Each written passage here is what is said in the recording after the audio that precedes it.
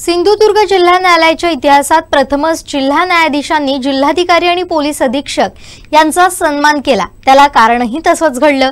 नौदल दिनाचं उत्कृष्ट नियोजन केल्याबद्दल जिल्हा न्यायाधीश संजय फारुका यांनी जिल्हाधिकारी किशोर तावडे, जिल्हा पोलीस अधीक्षक सौरभ अग्रवाल यांचा यथोचित सत्कार केला। न्यायव्यवस्थेनं अशी कामाची दखल घेणं हे जसं भूषणावह आहे तसंच कौतुकास्पद देखील आहे।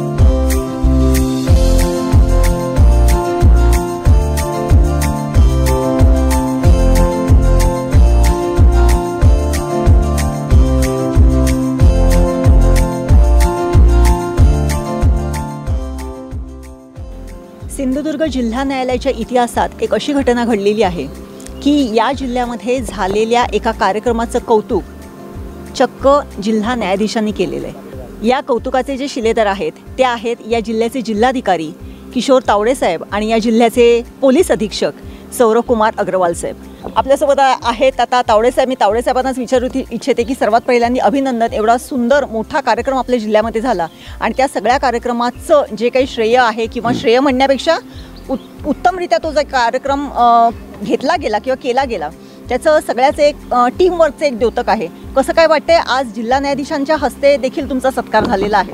बघा, यामध्ये हा जो कार्यक्रम झालेला आहे हा पहिला सिंधुदुर्ग जिल्ह्यासाठी भूषणावह कार्यक्रम आहे आणि यामध्ये जिल्ह्यातील सर्व नागरिक यांचाही सहभाग आणि त्यांनी दिलेलं सहकार्य पाठबळ हे देखील आपल्याला नाकारता येणार नाही।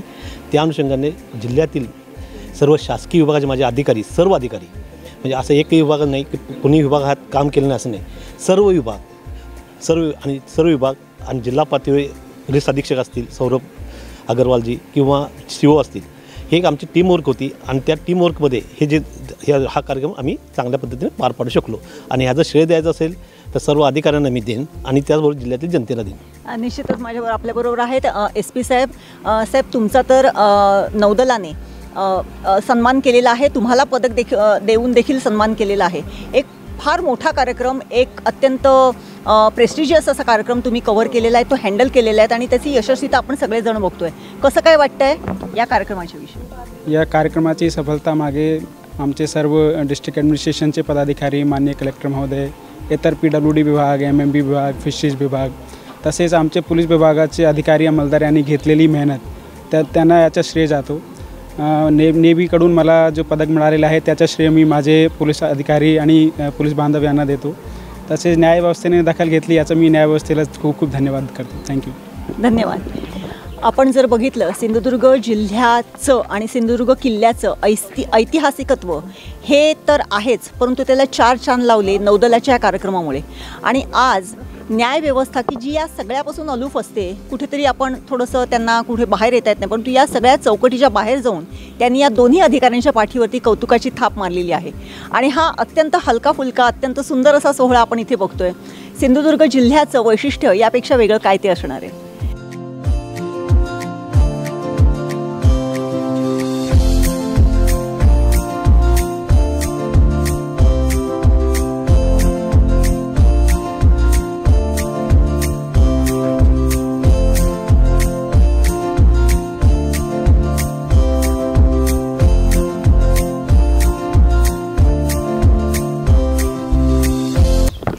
आत्ता तुम्ही माझ्या मागे जो रस्ता बघताय हा जिल्हा न्यायालयाकडे जाणारा रस्ता आहे।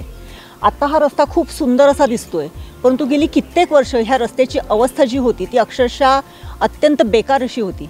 हे मुख्यालयाचं ठिकाण आहे, परंतु न्यायालयाकडे जाणारा रस्ता जो होता तो खरंच खडतर असा होता आणि हा खडतर रस्ता अत्यंत चांगला असा करून देण्याचं जे काम केलेलं आहे ते आपल्या कणकवली विभागाचे कार्यकारी अभियंता अजय कुमार सरवगोड साहेबांनाच आता आपण विचारूया की रस्त्याची अवस्था काय होती आणि हा जो काही ही बिकट वाट जी होती ती त्यांनी कशी सुकर अशी करून दिलेली आहे। साहेब, काय सांगाल?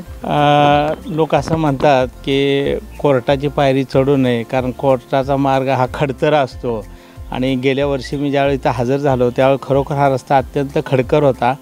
आपले जे डिस्ट्रिक्ट जज जे आहेत भारुका साहेब हे अत्यंत तळमळीनं काम करत आहेत।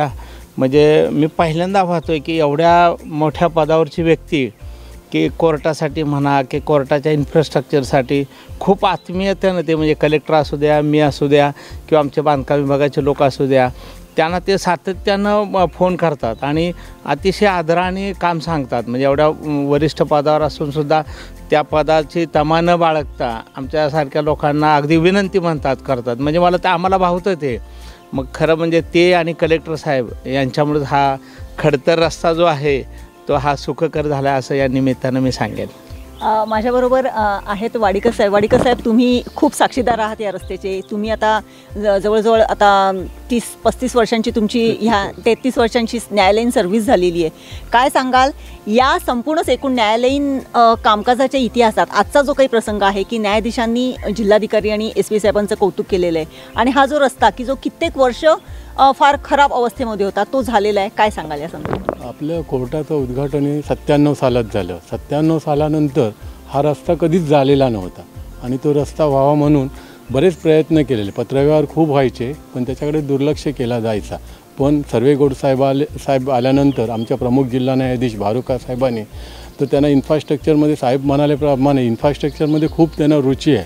प्रत्येक गोष्ट आम्हाला एवढी भारावून टाकणारी. आमच्या शेड वगैरे होत्या, कार शेड, आतून सिमेंटचं प्लास्टर पडायचं.